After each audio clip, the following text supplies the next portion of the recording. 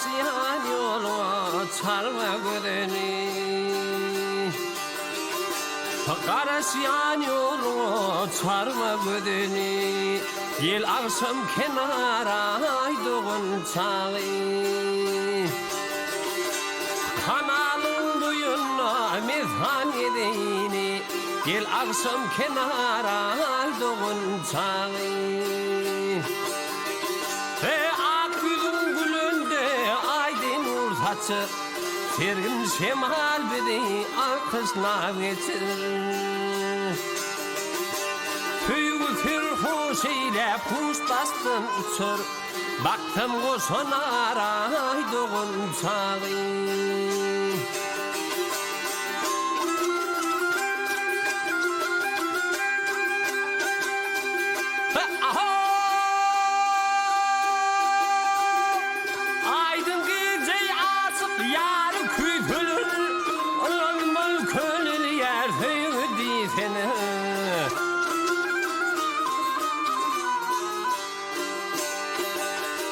Vah yürük mehrisinin kılgın posalı Kuvat versin yara ayduğun çağı Kanal gelini aşık yürekler coşsun Bu şartlığımız sevgimde olsun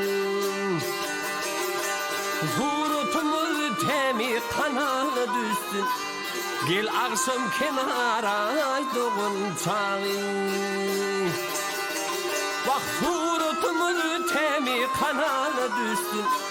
Gel akşam kenara ayduğun çağı Kuvat versin yara ayduğun çağı